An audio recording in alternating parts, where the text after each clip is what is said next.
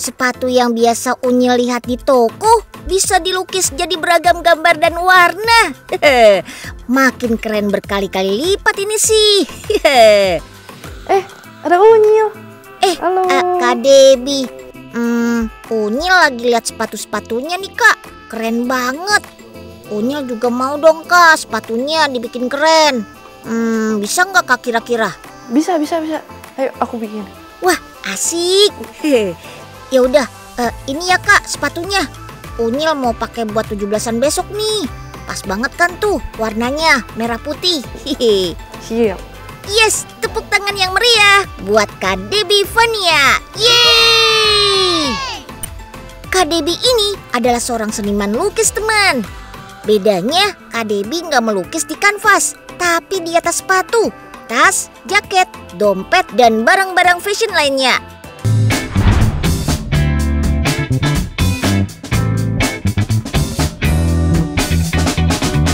Semua bahan sepatu bisa jadi media lukis Kak Debbie. Ada kanvas, kulit, pokoknya semakin bertekstur, hasil lukisannya akan semakin mulus teman.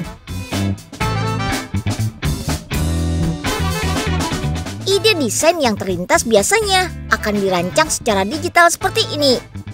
Foto sepatunya dan langsung coret-coret deh. Jadi desainnya seperti langsung di atas sepatunya. Wih, gercep dan lincah banget nih gerakan jarinya Kak Debbie. Emang sepatu Unyil ini mau digambar apa nih Kak ceritanya? Ini lagi sketsa dulu awalnya. Nih, lihat nih. Oh, wah asik.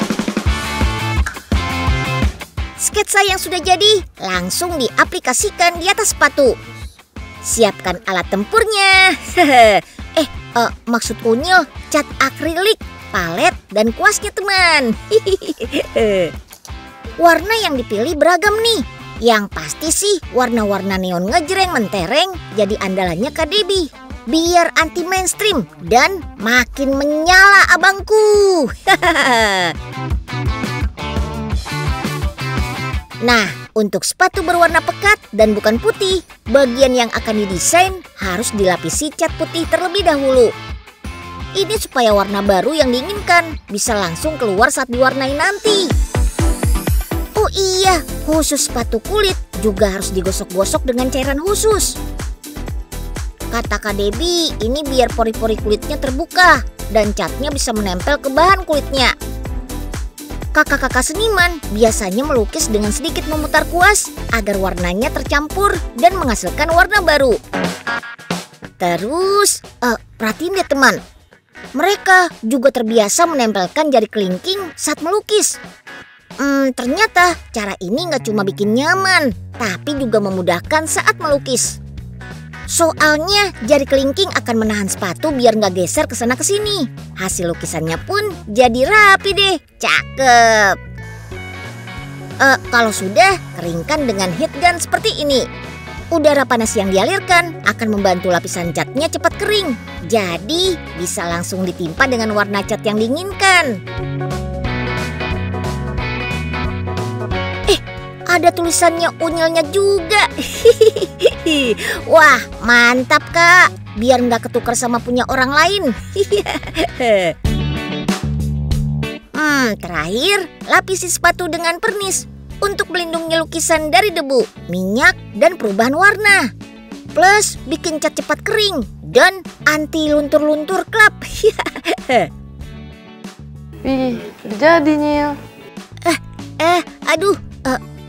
Ini beneran udah kering kan Kak? Unyil nggak mau kena prank dan cemong kayak yang udah-udah nih. Tenang aja, nggak luntur. Ini anti air, soalnya udah di coating. Jadi ini udah kering, bisa dipegang. Wah, asik. Terima kasih banyak ya Kak. Sama-sama. Unyil nggak sabar nih, pengen langsung pakai buat jalan-jalan. Ketampanan Unyil pasti auto meningkat 700% nih.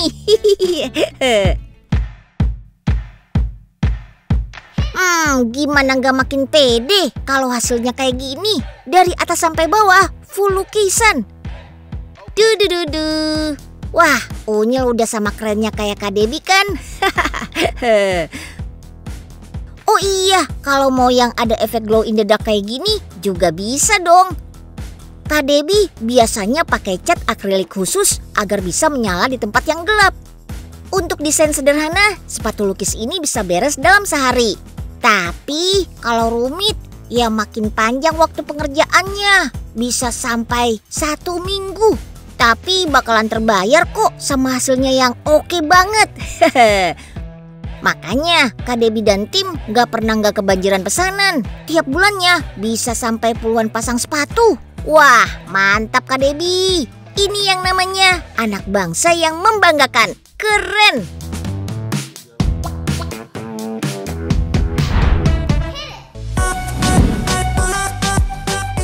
Terkesan jadul, tapi tetap eksis karena disulap jadi kekinian. Ada yang tahu apa nama kue ini? Kalau di Indonesia, kue ini dikenal dengan sebutan kue semprong. Tapi di Malaysia sebutannya kue kapit atau love letter. Kue crispy ini punya berbagai macam sebutan di setiap negara. Ada yang menyebutnya apit-apit, kue sapit, kue sepit, kue gulung, atau kue Belanda. Wah, banyak banget panggilannya di setiap daerah ya. Keberadaannya sudah ada dari zaman penjajahan, tapi zaman now banyak inovasinya. Termasuk kue kapit produksi salah satu pabrik di Tangerang ini. Kue kapit buatannya ada 2 versi, ada yang dilipat seperti kipas segitiga dan bulat. Meskipun sudah banyak yang menciptakan kue kapit berbagai varian rasa, tapi cita rasa khas dari bahan utamanya sendiri tetap sama. Resep turun-temurun dari nenek moyang gak berubah kok Besti. Pertama, mixing telur terlebih dahulu sampai mengembang. Setelah itu baru masukkan bahan utamanya, yaitu santan dan tepung beras. Katanya sih bahan-bahan ini terinspirasi dan ada sedikit modifikasi dari waffle Belanda atau egg roll wafer. Selain manis, kita akan merasakan gurihnya kue kapit karena bahan utamanya dari santan.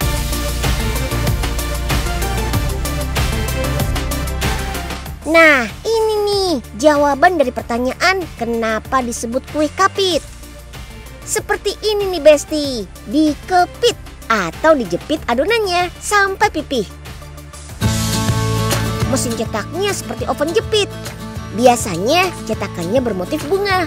Jadi permukaannya nggak mulus polos aja, tapi ada motif timbulnya. Wih, pembuatan kue kapit di sini cepet banget. Soalnya udah otomatis pakai mesin. Keluarnya adonan sudah diatur sesuai takaran. 1 putaran, lembaran kue kapit sudah langsung matang. Meski cetakannya sudah menggunakan mesin, tapi proses melipat jadi segitiga atau proses kipas masih mengandalkan keterampilan tangan. Bentuk umum kue kapit yang familiar mirip seperti segitiga, atau yang kita kenal kue semprong berbentuk gulungan seperti sedotan besar. Selain bentuk pada umumnya, pabrik ini juga membuat kue kapit versi bulat. Alat panggangan ini mirip seperti pemanggang roti ya. Bedanya cuma dari permukaan plat besinya aja kok. Terus adonan langsung dijepit. Rapikan bentuk kue kapit dengan cetakan bulat supaya bagian pinggirannya lebih rapi dan sama rata. Nah, ini nih bagian surprise-nya. Kue kapit yang sudah garing, kita oleskan isian selai kekinian. Ada cappuccino, coklat, matcha, keju, dan peanut butter. Berawal dari tradisi Cina, kue kapit ini makin menyebar luas ke beberapa negara. Bahkan kue kapit buatan dalam negeri ini pasar paling banyak untuk ekspor loh. Biarpun kekinian, tapi nggak menghilangkan rasa tradisionalnya kok. Bahkan bisa dibilang jadi cemilan tak lekang oleh waktu.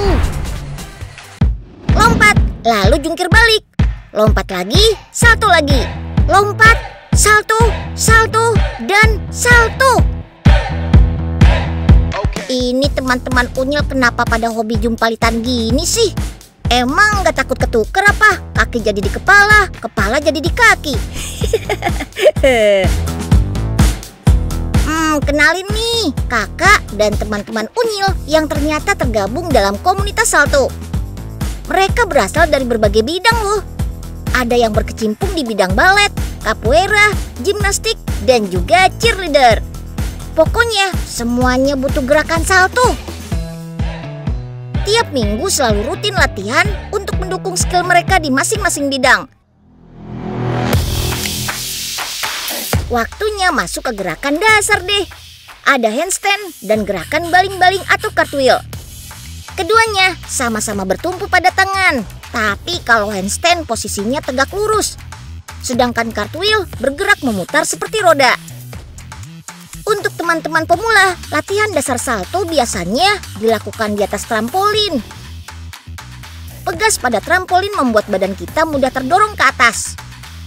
Lompatan yang maksimal bisa memudahkan gerakan jungkir balik atau berputar di udara.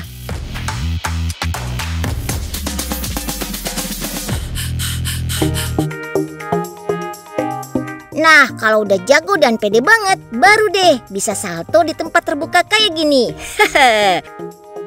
Tenang aja teman, ada kakak-kakak pelatih yang ikut mendampingi juga kok. Jadinya bakalan tetap aman dan terawasi. Nah, biasanya para pelatih akan menopang bagian pinggang dan bahu, lalu membantu badan kita untuk bisa berputar seperti ini. Modalnya cuma percaya dan berani. Setidaknya butuh 3 bulan untuk bisa salto maksimal seperti ini teman. Gerakan saltonya pun jadi makin variatif dan gak malu-maluin. Ada kick over, yaitu gerakan handstand yang dikombinasikan dengan dorongan kaki di udara untuk membalikan dan berdiri ke posisi normal. Ada juga handspring. Kalau yang ini gerakan yang bertumpu pada kekuatan tangan. Dimulai dengan melakukan ancang-ancang, lalu mendorong bagian bawah tubuh hingga melewati kepala dan mendarat dengan posisi berdiri tegak. Ada juga backflip, lompat putar di udara tanpa tumpuan.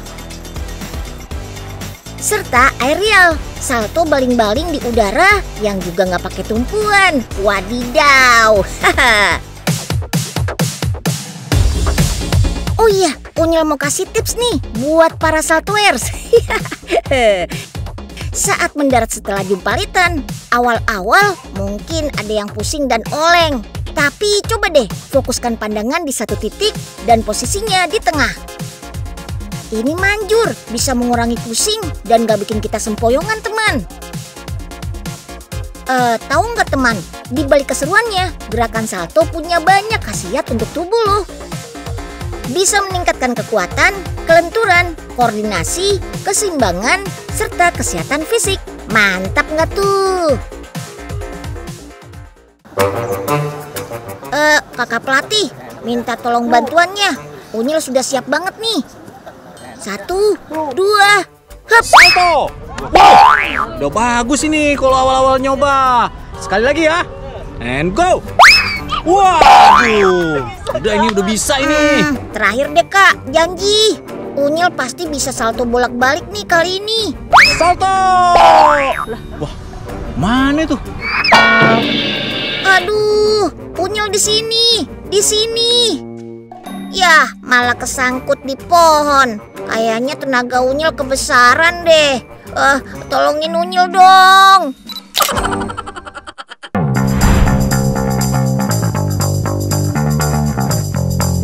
17 Agustus tahun 45, itulah hari kemerdekaan kita. Teman, 17-an besok kalian ikut lomba apa? Unyil sih mau ikut semua lomba.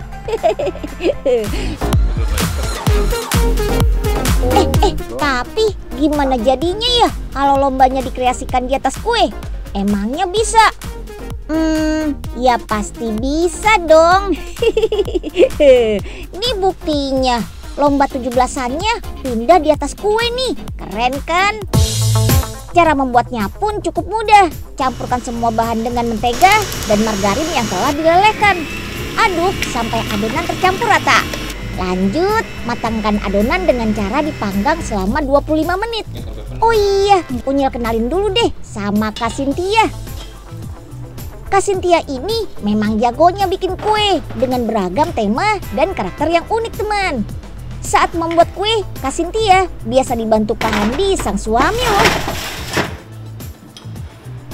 Nah, sambil nunggu adonan matang, Unyil mau bantu Kak Handi aja deh. Kak, ini kakak sedang apa ya kak? Lagi mau bikin unyil untuk kue 17-an nanti. Wah, asik. Boleh Unyil bantuin kak? Mau? Coba. Ternyata susah juga ya kak. Iya.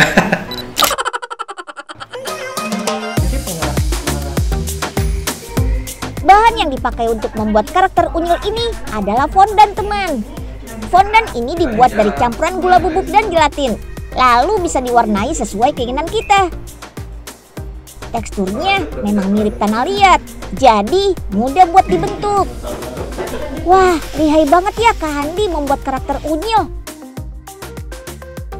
Terbukti dari hasilnya, mulai dari warna, baju, semuanya mirip banget Unyil.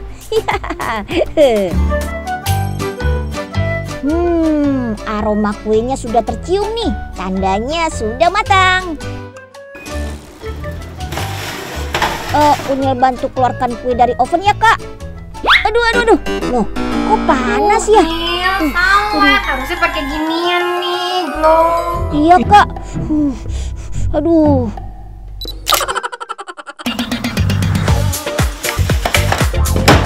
Setelah kue dingin, sekarang tinggal disatukan deh. Tapi di antara 3 kue harus dilapisi coklat ya teman. Ya semacam perekatnya gitu deh. Untuk sekeliling kuenya juga perlu dilapisi coklat juga nih teman. Wah, rasanya bakal coklat banget. Enak nih. Oke, ini yang Unyil tunggu. Waktunya menghias. Bahan yang dipakai masih sama, yakni fondant. Fondant memang jadi bahan favorit yang dipakai untuk bikin dekorasi kue. Sip, semua permukaan sudah terlapisi fondant. Sekarang lanjut beri pewarna. Pakai teknik airbrush ya teman. Jadi caranya dengan menyemprot pewarna makanan seperti ini. Pilihan warnanya ya jelas merah putih dong. Cakep. Karena tema dekorasinya adalah lomba 17-an, jadi Kak Handi sudah siapkan semua perintilan buat lomba balap karung. Tuh, dari peserta lombanya, karungnya, sampai supporternya komplit ada. Iya, itu Unyil teman. Dan jangan lupa dong ucapan ulang tahun buat negara kita. Cakep. Oh iya teman, kata Kak Cynthia dan Kak Handi, kue ini dibuat spesial karena ada kejutan yang sudah disiapkan. Apa ya?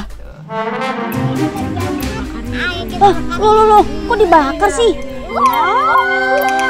Coba lihat.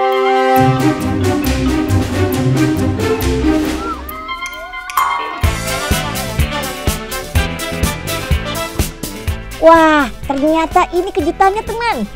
Setelah dibakar, tulisannya berubah jadi Dirgahayu Republik Indonesia. Dan muncul gambar Bung Karno, Presiden pertama Republik Indonesia. Keren! Unyil jadi sayang deh mau makan kue ini. Habis bikinnya susah dan lama. Tapi lihat teman-teman makan, Unyil jadi pengen deh. Aku boleh minta kuenya dong. Oh mau? Ih, kok gitu sih? Icip sedikit aja kok. Ayo udah deh, Unyil siap-siap buat lomba besok aja kalau gitu.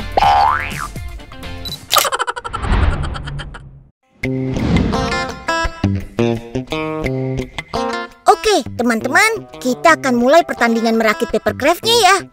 Sudah pada pegang semua kan? Cek. Kertas lipat, gunting, dan lem kertas juga ada. Nah, simak ya peraturannya. Siapa yang bikinnya paling cepat plus rapi dan mirip Unyil akan jadi pemenangnya. Bersedia? Siap? Mulai! Ayo, Ayo, semangat teman-teman. Ini levelnya bintang 1 loh, alias masih gampil banget teman. Jangan sampai salah ya bagian kepala, badan, dan tangannya.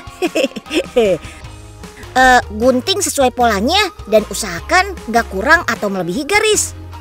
Kalau semuanya sudah tergunting, lipat kertas sesuai dengan garis atau lipatannya. Habis itu, tempel sesuai dengan urutan nomornya. Wah, sudah mulai kelihatan tuh bagian wajahnya. Nah, kalau buat newbie sih, buat ngerjain level 1 ini butuh waktu sampai 30 menitan. Tapi kalau yang udah pro, bisa satset, hanya dalam hitungan menit langsung beres. Udah ada yang jadi tuh. Asik. Pemenangnya adalah Kak Kiva.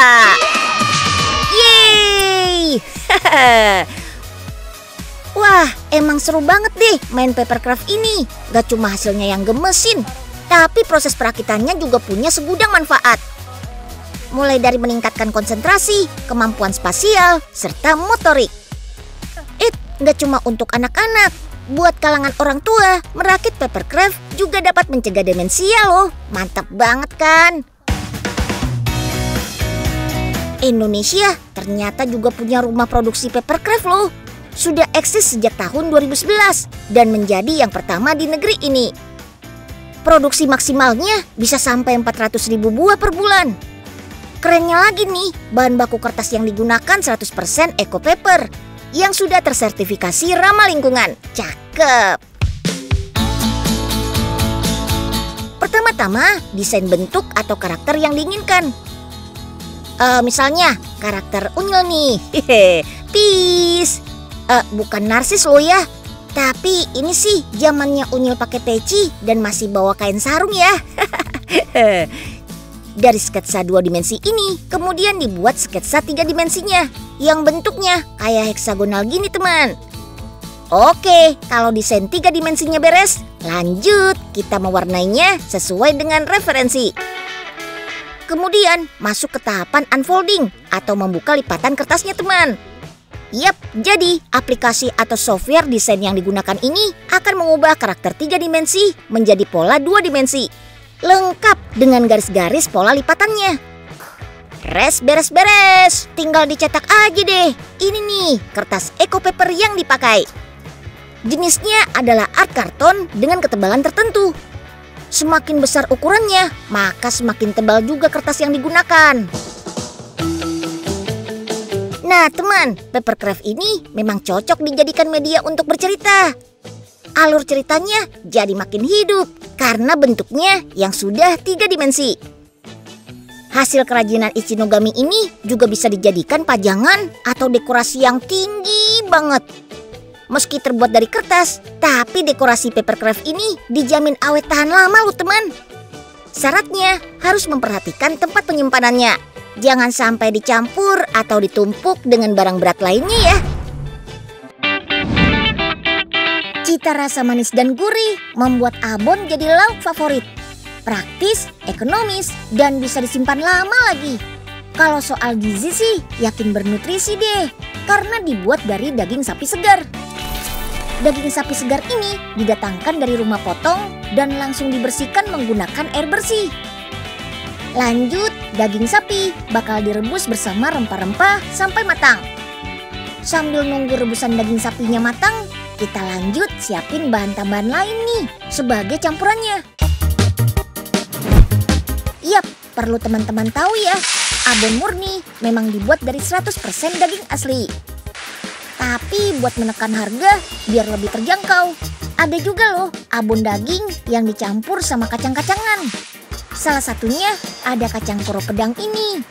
Kacang koro pedang dikenal kaya protein yang dibutuhkan untuk regenerasi sel dalam pembentukan sel baru bagi anak-anak.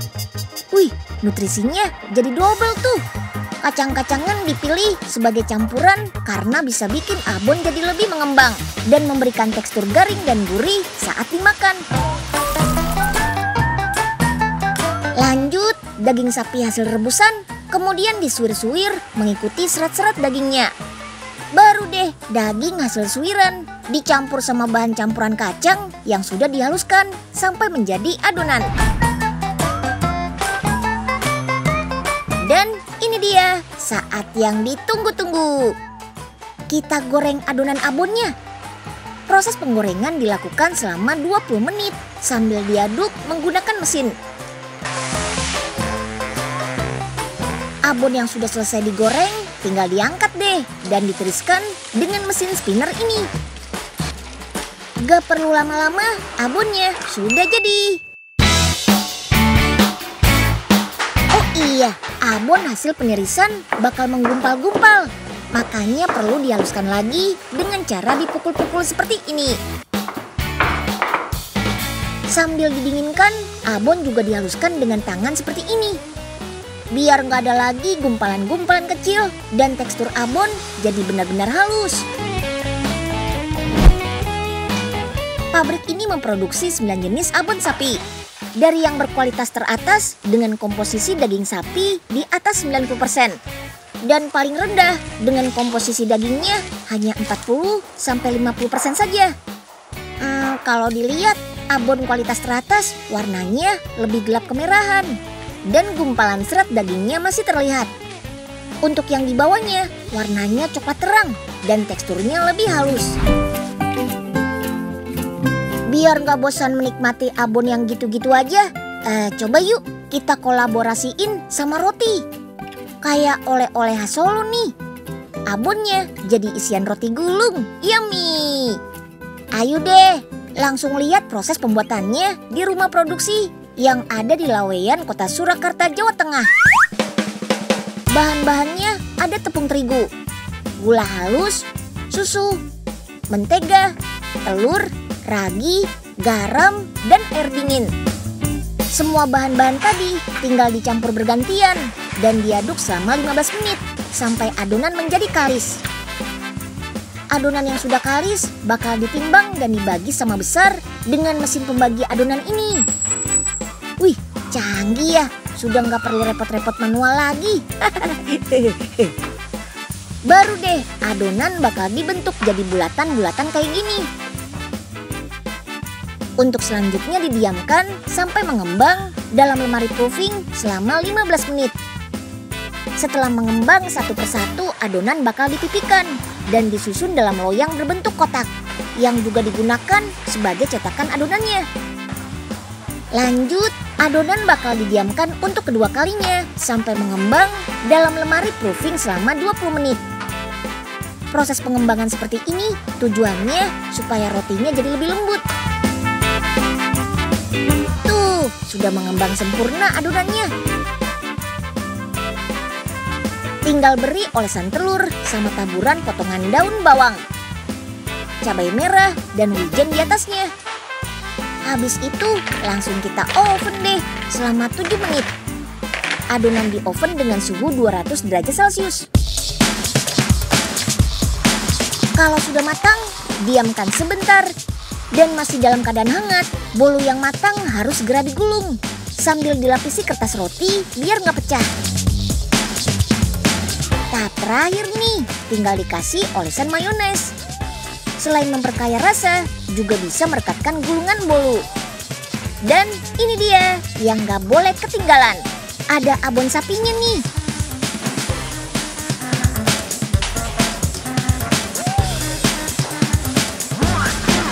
Wah, dijamin terpesona deh sama nikmatnya perpaduan bolu yang lembut dan abon sapi yang tebal di sekelilingnya. Yummy!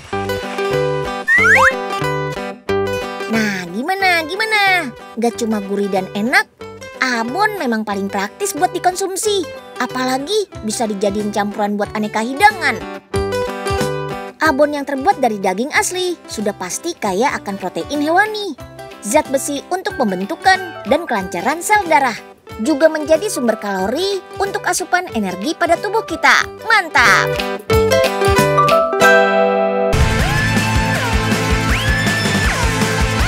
Kepada bendera merah putih, hormat! Gerak! Wah, semakin merinding nih kalau benderanya sebesar ini. Apalagi dikibarkannya bukan di tempat biasa, melainkan di dalam air. Loh. Yap, Ini dia hasil karya kakak-kakak dari seniman balon Indonesia atau yang disebut Selonia.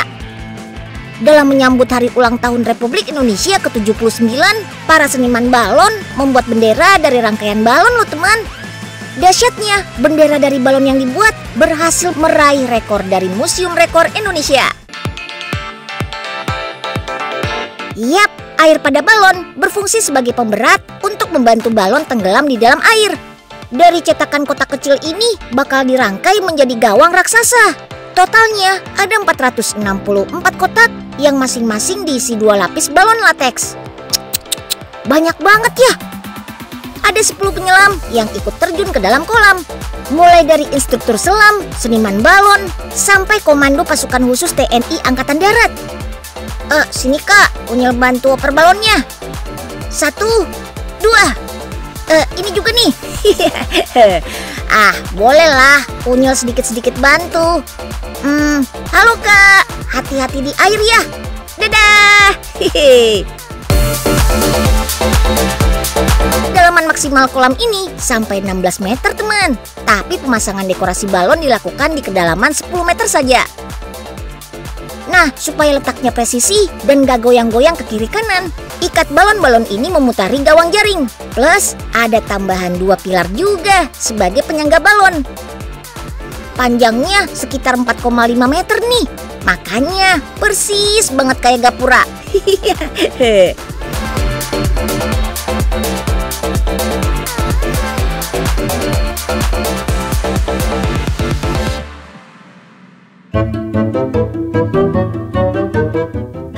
Kalau cuma tiup-tiup balon mah gampil. Unyil juga bisa kali.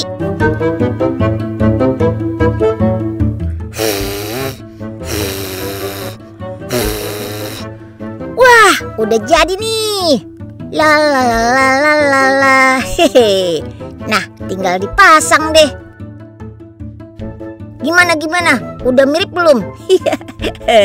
Oh iya, kenalin nih, Unyil jadul versi kearifan lokal sama Unyil milenial. Sama-sama keren kan?